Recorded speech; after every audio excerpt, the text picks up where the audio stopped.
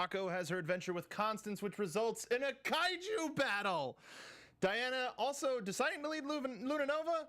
Hopefully not. We're going to talk about all about that. Welcome back to the land of magic. Reach out, and our after show will begin. It's the Little Witch Academia after show on AfterBuzz TV, and it starts right now. You're tuning into the destination for TV superfan discussion, AfterBuzz TV. And now, let the buzz begin. This is a promising start. These episodes were among my favorite of the entire series for completely different reasons. Right. This was an amazing 2 episodes. We get to talk about episodes 18 and 19 from, quote, Netflix's Little Witch Academia. Welcome into the AfterBuzz TV After Show. I'm one of your hosts, the internet's Mark Donica. You can find me on Twitter at Mark Donica. We got the rest of the squad in the house, starting with Stacey Shuttleworth. Hey guys, I'm Stacey Shuttleworth. You can find me on Twitter and Instagram at Stacey Shuttles. And we got Rachel Goodman. Hey everyone, I'm Rachel Goodman. You can find me on Instagram or Twitter at Rach Goodman or on Facebook at Rachel Ann Goodman. I wanted to keep watching. That up. Man. Oh, the hardest place to stop. This is what I have been waiting for from like episode 1. And they had to make Guys? it a 2-parter. Oh. They knew that we were gonna do that. We were splitting it up like this, and they separated them so that we would have to stop watching. That was their entire goal this whole time. Yes, to mess with rough. us, Yes. the AfterBuzz TV, Yes. the After Show, right here on AfterBuzz TV. believe it. Before we get started, though, we do have a special message from the network. As always, we thank you so much for your support, and we actually have some exciting news about AfterBuzz. Whether you're a new listener or a longtime AfterBuzz fan, you know that we're the world's #1 destination for TV coverage. Well, starting next month, which is really soon, we'll be expanding our content beyond just after shows to bring you a whole slate of new content, formats, and guests. And don't worry, our after shows aren't going anywhere. They're simply evolving. Most of the shows you love only air for part of the year, especially when it comes to Netflix shows like ours. But during the rest of the year, these shows have news constantly breaking that you want to talk about, so as the ESPN of TV talk, we know it's our job to cover it. We'll have in-depth coverage for shows like in the drama, the comedy, animated, all of those genres. So truly, anything you can imagine, nothing is off limits. And given our no limits approach to TV coverage, we realize that sometimes it can be hard to find the shows you love. And we listened. We're restructuring the website, shows, and our platforms to make sure it's easier to find what you're looking for.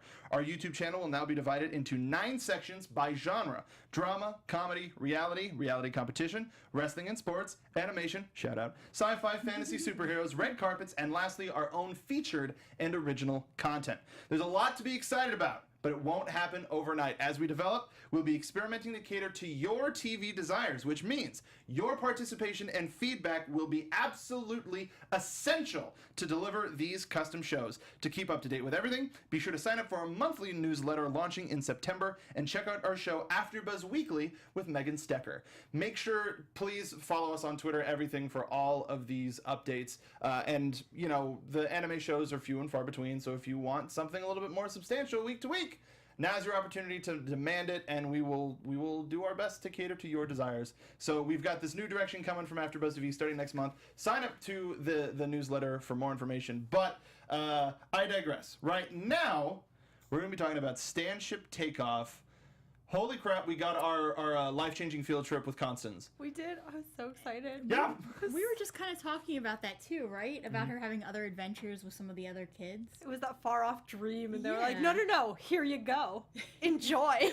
Well, they're truly saving the best for a good. Like, we got Amanda first. Sure, let's get her out of the way. But we got Constance. No offense, Amanda. Shout out Irish heritage, all that jazz. But German heritage coming through. Constance. Oh my God, so excited.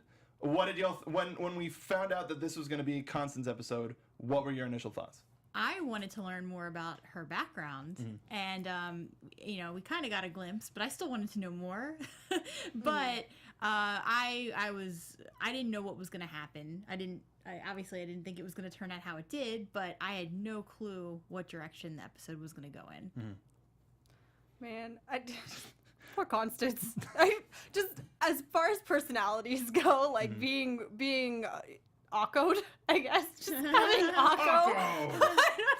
Like, Akko's wonderful, but sometimes it's like, just for a second. Yeah, she was at Optimum Akko. She was. So we start off by being shown this Wild Hunt, which is this ghost hunting sports game of something. Did anybody think that this was like, oh, this is what, like the Samhain Festival, this is what we're going to be building to? Did anybody think that this was going to be the big event? Kind of. Yeah. I definitely did. I thought, even though they didn't say it, I thought that everyone was going to be participating, and it was basically going to be one huge event where everyone was competing against each other. Yeah.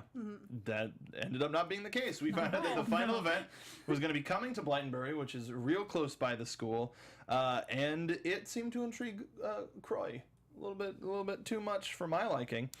Yeah.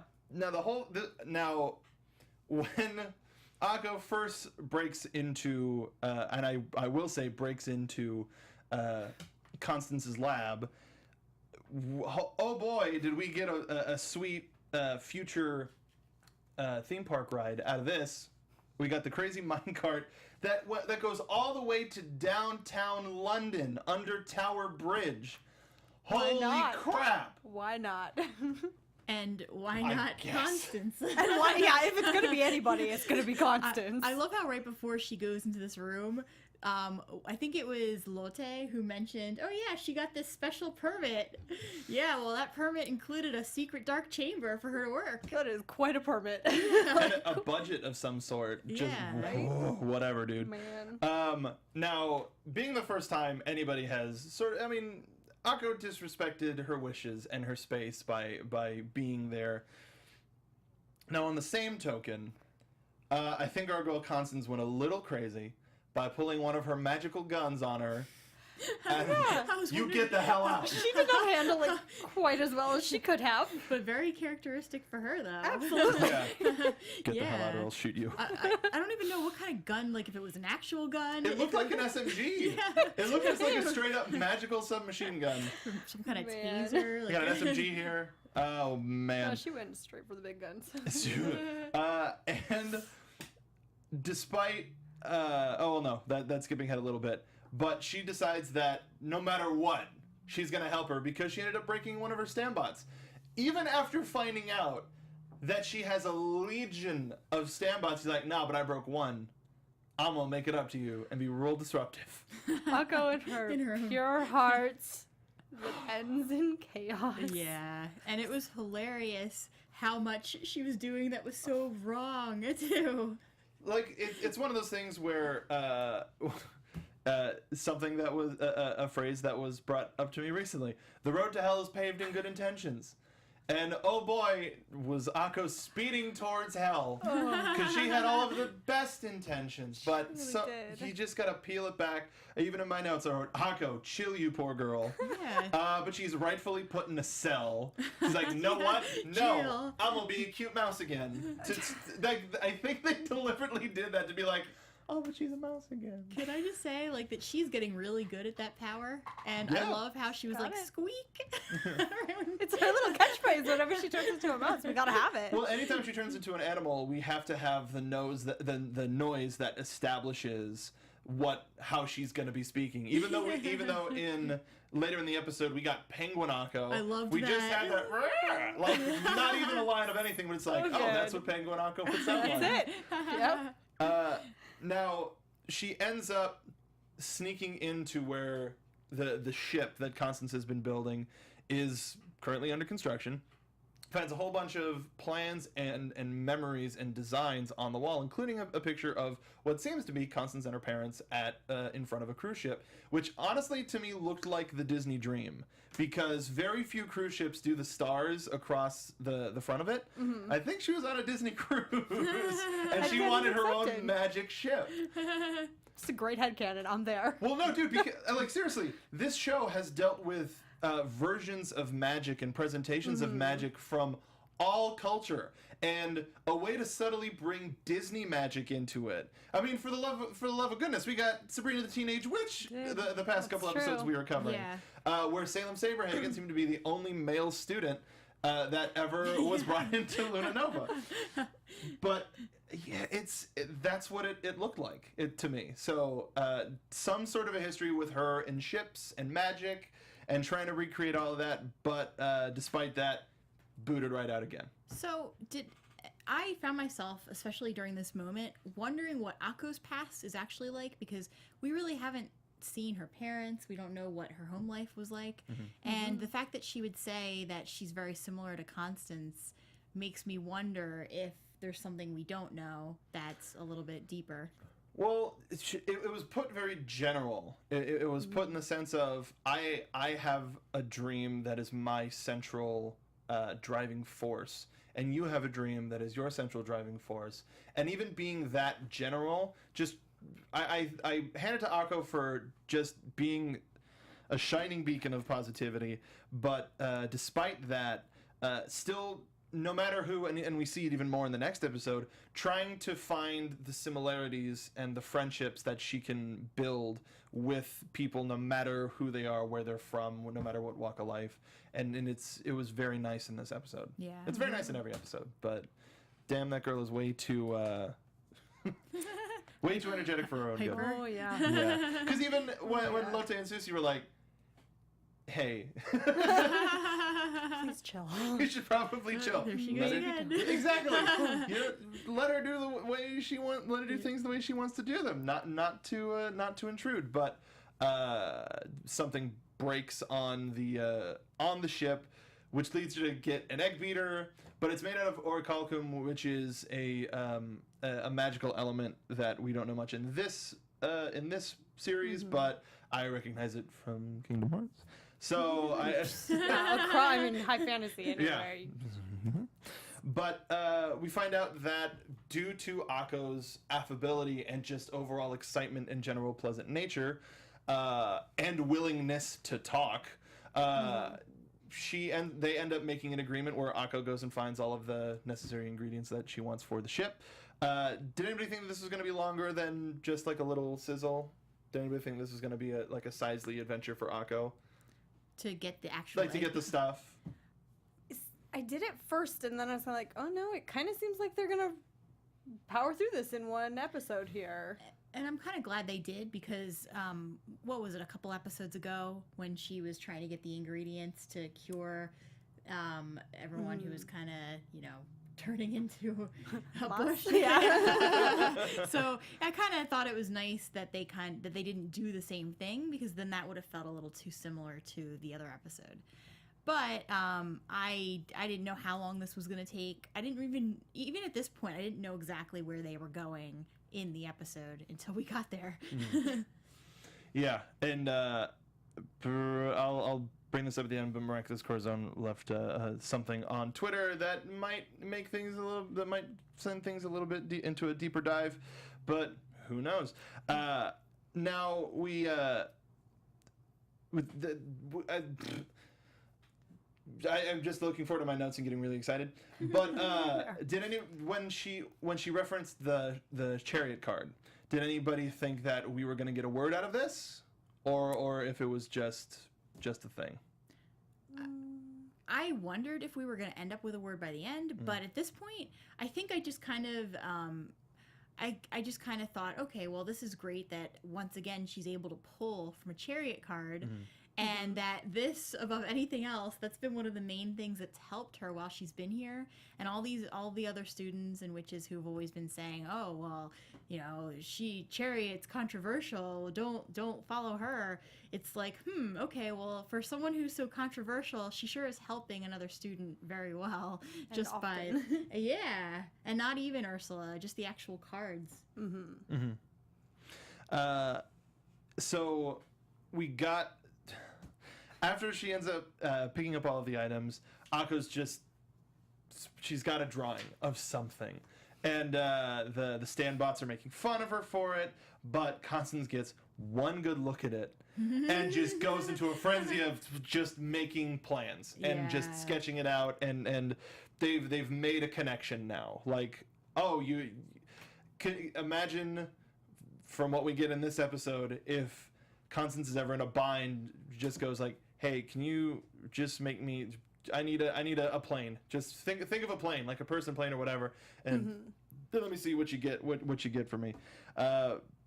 Super excited to talk about this, but we then go to Croy, who sees the ghost hunt and ends up spreading this rumor online, making it go viral, that there's going to be some ghosts that are going to be appearing in order to, we find out later, get some research for her emotional spectrum magic.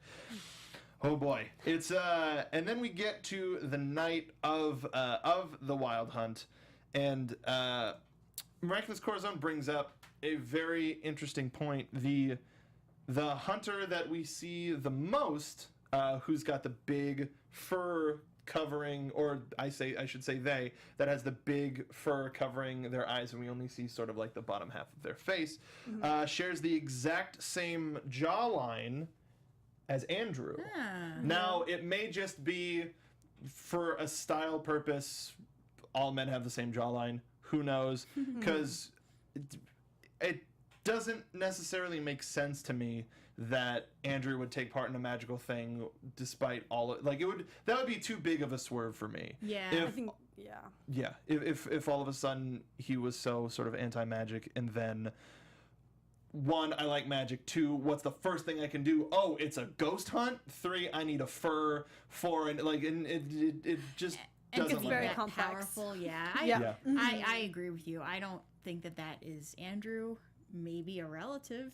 Good pull and good eye. Yeah, definitely. So then we see the ship leave from London Harbor, which just absolutely crazy, but with a huge barrage of fire. It takes care of all of the ghosts. We have some sweet net destruction that captures a whole bunch of ghosts, and then they're just powder, whatever. Croy comes onto the scene and creates a whole bunch of evil bird spirit, raven, nevermore crow monsters that now the humans can see, and starts attacking them. And then we get one of the single most hype moments in this entire show. Undeniably. Constance, it's time. And we get the ship turns into a giant mecha. Why not? Did any of you guys think that it was like a Power Rangers moment? Because that's exactly what I was thinking the whole time this transformation was happening. I mean, Power Rangers, Voltron. It incorporated elements So all like, over. if there was a genre of anime that I did not expect Little Witch Academia to go into, it was the mecha. Giant mecha. Yeah. But why not? You know what? With Constance, anything is possible. And this was the best possibility that could have come from this situation. Yes, it was. And let me read it, because it had, like, it was 1 episode, and that's it. Never mind. We'll talk about that when we show that trailer. But, burning souls converted to magic power. The 7 shining stars of justice. Believe in the heart that believes in magic. Grand Charion, the magical warrior, is here. That is so hype. So good. Man, and now we have a spin-off series. Magical girl mecha, just, you know what? Dude! Bring it.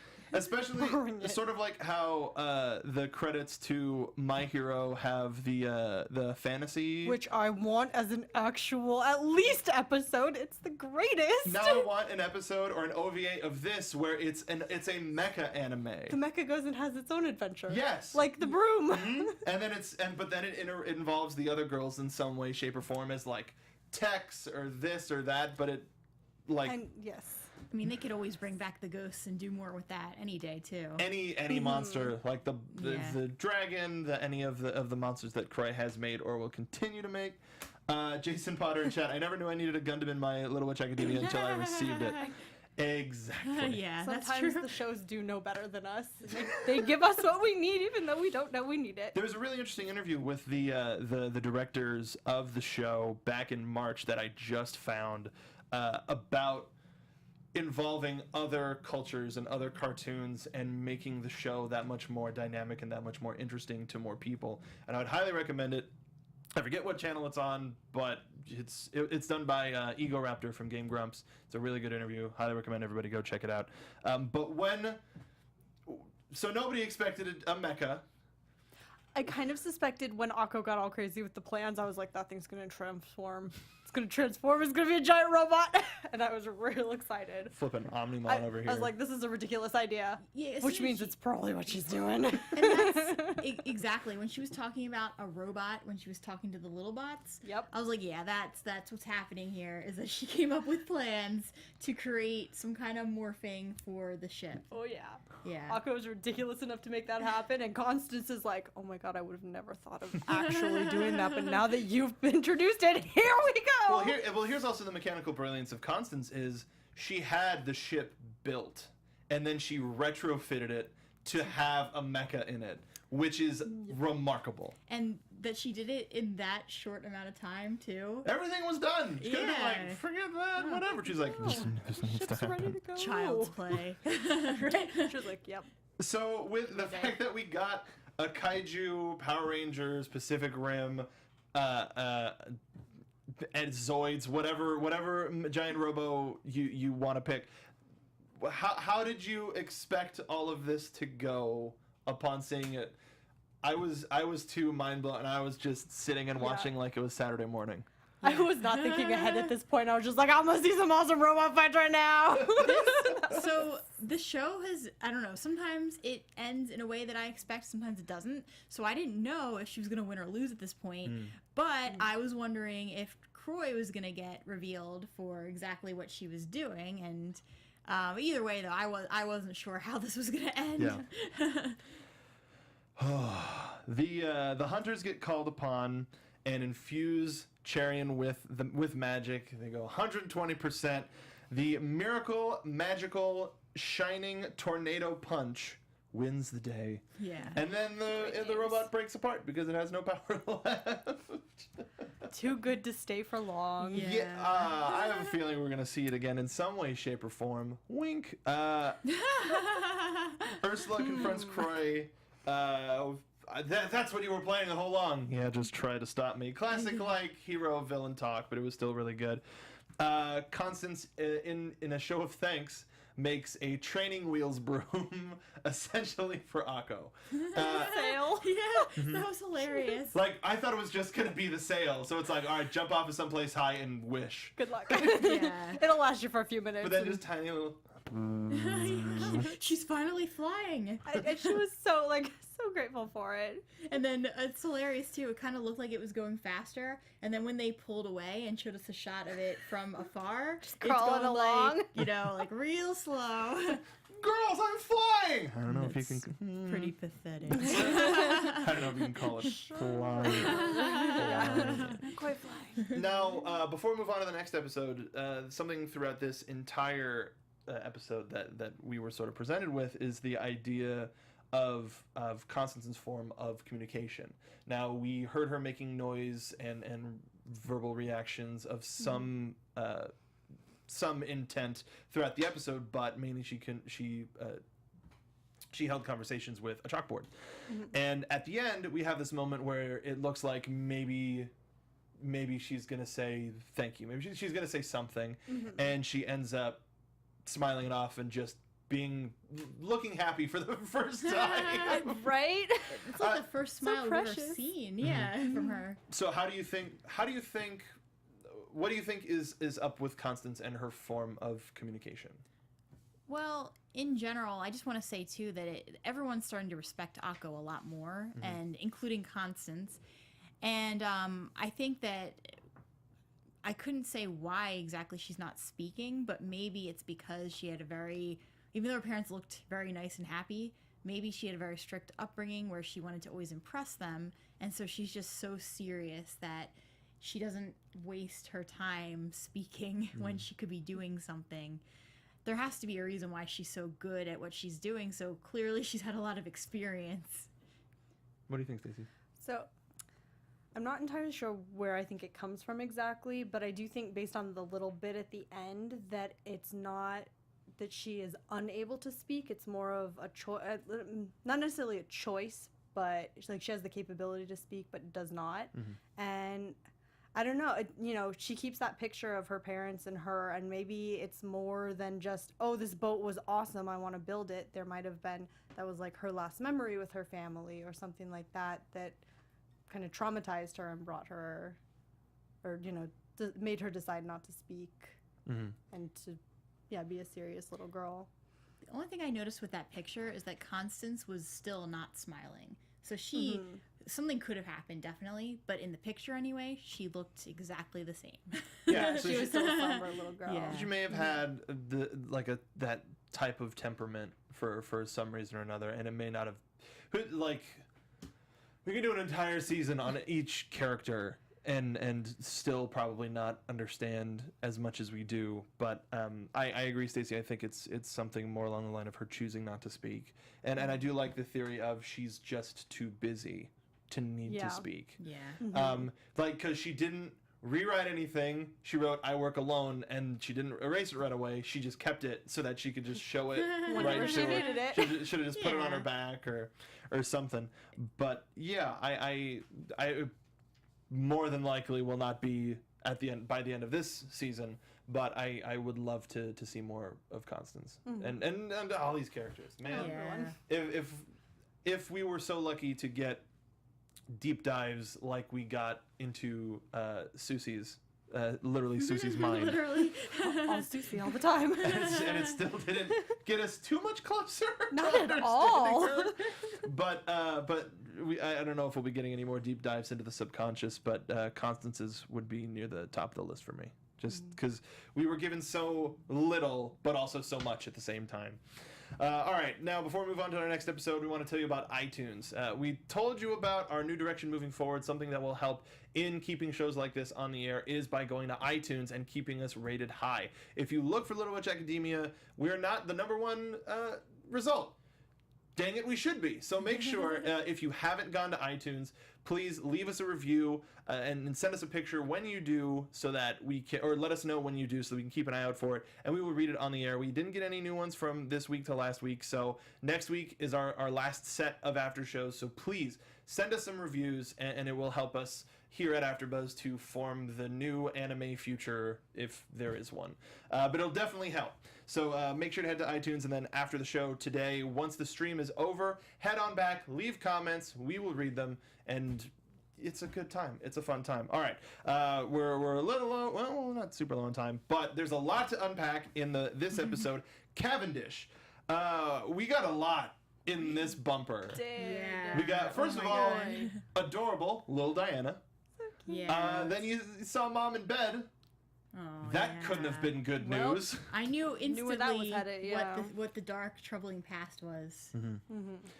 We find out that she's related to one of the 9 old witches, which is pretty big. Not too much of a surprise. No, I No. expected something along those lines, but to have it revealed was kind of like, all right, here we go.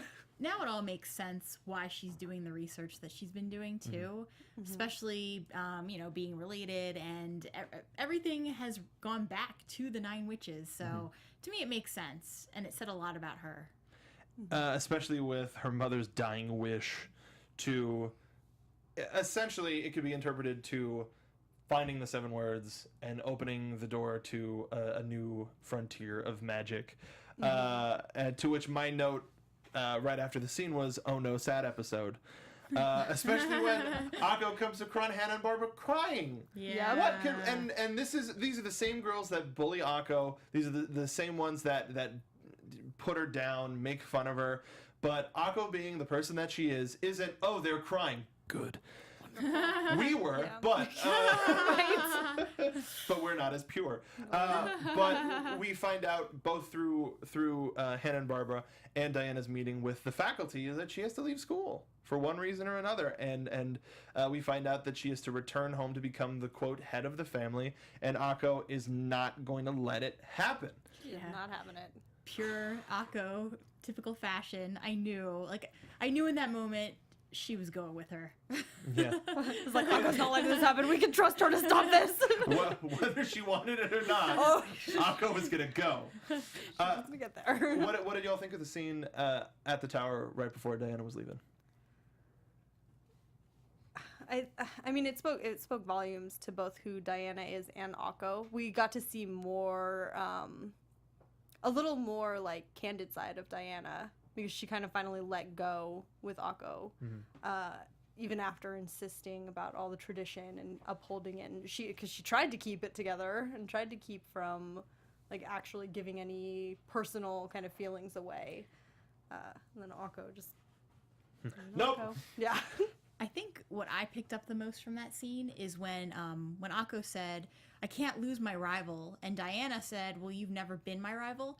And I think Akko took it like Akko wasn't good enough for Diana, but I think the way Diana meant it was, no, we're just not rivals. Like, you're your own kind of witch, and I'm my own kind of witch. That's how I took it. No, that's the right way to take it. Yeah. Like, I was just so wrapped up in the scene, and I was so like Akko's corner person, like you go get her back. That Keep her from leaving. exactly. Yeah. That I didn't think about it that way. You know, I think you're entirely accurate. And I also kind of see where Diana's coming from, because technically it's her choice whether she stays at the school or not. But at the same time, it's so sweet seeing how Akko is trying so hard to get her to stay, and she thinks they're rivals, but it's almost like, no, like Akko, obviously she cares about Diana. And I think Diana might think that they're equals at this point because, and Eastman says in the chat, credit to Diana for not resenting Akko for stealing her dead mother's dream from her, and like even mentioning, the only a witch chosen by the shiny rod can unlock the 7 words. Yeah. And just heavy. So heavy to the point where you might think there's a trouble with the Earth's gravitational pull, but that's for you Back to the Future fans out there. But it's what we've been saying the entire time we've been covering this show, is it's heart versus head, and it's just a constant battle. Never lets up.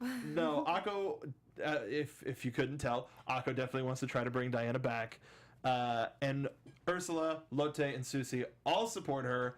I would think if any of the other faculty found out, she would be put in a Hard cage. no. Yeah. Hard no. Just dead stop Yeah. right there. Yeah. But it's really, did anybody find it really creepy that there was this like River Styx-esque entrance for Diana to her own property? Yes, that was. Or she was on a paddle boat. It was like the gypsies being stolen into the city at the beginning of Hunchback of Notre Dame. I have so many Yeah. questions about these traditions. It reminded me of Phantom of the Opera when she was Yes. going. Yeah, like that's the kind of place where she. Yeah. If there was like some That switch kicked up. electrical like keyboard, Yeah, but perfect. The lighting was just right. and now we're hoping for some oh man, let's get some Phantom fan art where Andrew is Raoul, Akko is the Phantom, and Diana is my God. Christine. Yeah. Looking at you, friends. I really need this in my life. So why not? Now, I know this is a family show, but I have to say it because I think everybody will agree with it. We are introduced to Snake Bitch Aunt Daryl. The Yes. only You could've official said it title better. she should be called by from here on out. Yeah. You have a snake crawl up her leg, like And her red eyes. immediately it's like, this person's evil. Straight up. They're not even hiding it in this case. Yeah. Like, is she made of snakes? I wouldn't be shocked. Just the way she glared at Diana from the moment she stepped foot on her, on her property. There's no warmth in No. this film. No. It's like I forget the character's name because the show's been going on for about 1,000 episodes. But there's a character in One Piece that looks down on people so much that she looks up. Oh, why can't I remember her name? Anyway, so she makes an allusion to them having special guests. And did anybody Yes, immediately I think, did. we Immediately. got an Instantly. answer? Oh, the Andrew's I coming knew back it. today. I knew it. I was Yes. like, yep, he's gonna be here. I knew it. I was Not- like 100% certain. Not a fan. And Daryl, evil stepmother. Marcus Corazon says. We keep getting. Yeah, actually, now that you think about it, I called the other two the Stepford Cavendishes, but no, yeah, I guess those might be stepsisters. We were just never introduced to them, Yeah. or cousins. But Yeah, 'cause interesting. It works in the analogies. Yeah, and all of the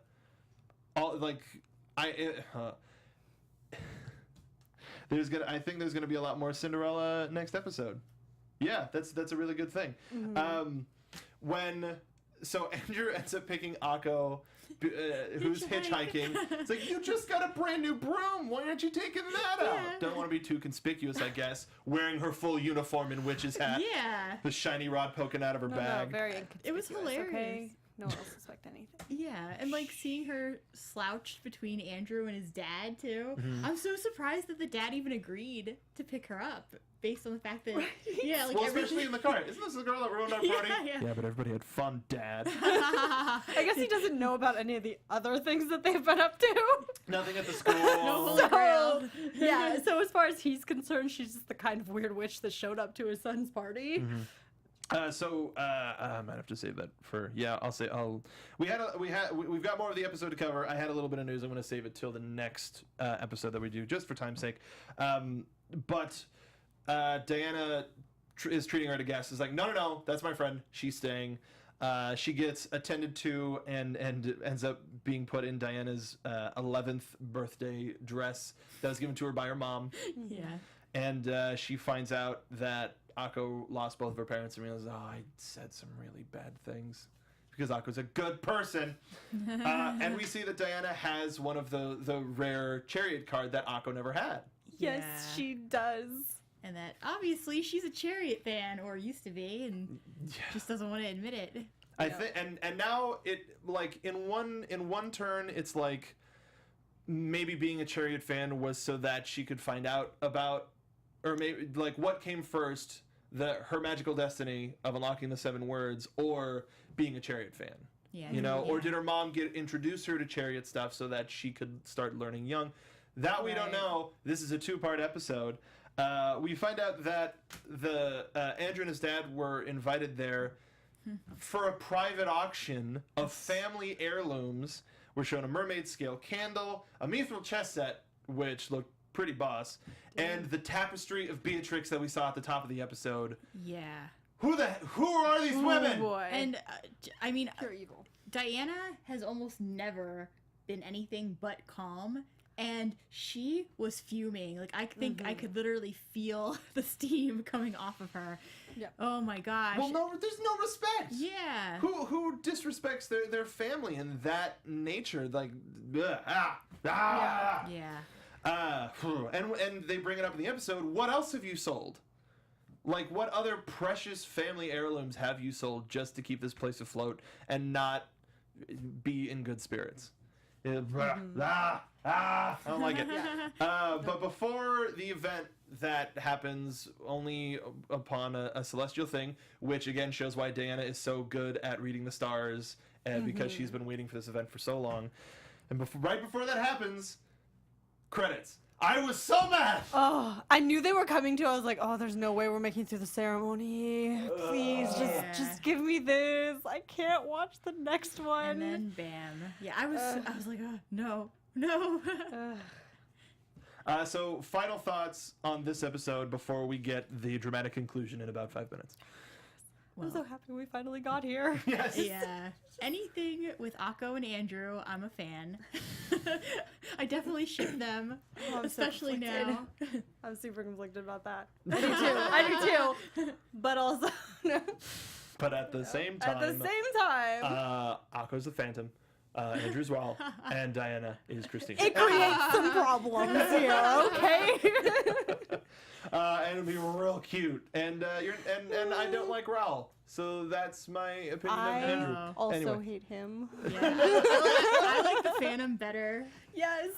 Hey, I'm glad we reconnected. We're going out to dinner. You stay here. I gotta get my hat. The monster rat is flipping a table in chat, which is totally. One of my favorite things. Okay, and their Team Anko. We'll see where your ships stand at the episode 20, which we will be talking about in an hour right here. So if you're watching us live at 5 p.m., we're going to be talking about episodes 20 and 21. So in order for us to get to that, let's hit our Twitters real quick, and we'll see you back at 5. Rachel. You can find me on Twitter or Instagram at Rach Goodman, or on Facebook at Rachel Ann Goodman. I'm also doing the Young and Restless AfterBuzz show every Sunday at 7 p.m. Pacific Standard Time. Stacey. Find me on Twitter and Instagram at Stacey Shuttles. You can find me on Twitter at Mark Donica. Please join us at 5 o'clock and make sure to watch all of our other anime shows here. We've covered Attack on Titan. We did, I think Sword Art Online was our first like anime. We also did Korra. Voltron technically counts, I suppose. And of course Yuri on Ice, which was so much fun. Remember, if you want to see more anime stuff, right now is the time to do it. Sign up for the AfterBuzz newsletter, which is going to be coming at the beginning of September. Go to AfterBuzzTV.com for more information. But until next time, we will return to the land of magic through the Cavendish estate. We'll see you at 5.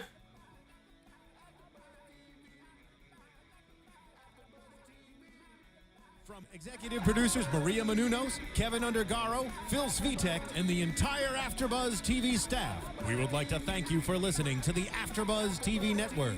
To watch or listen to other after shows and post comments or questions, be sure to visit AfterBuzzTV.com. I'm Sir Richard Wentworth, and this has been a presentation of AfterBuzz TV. Buzz you later.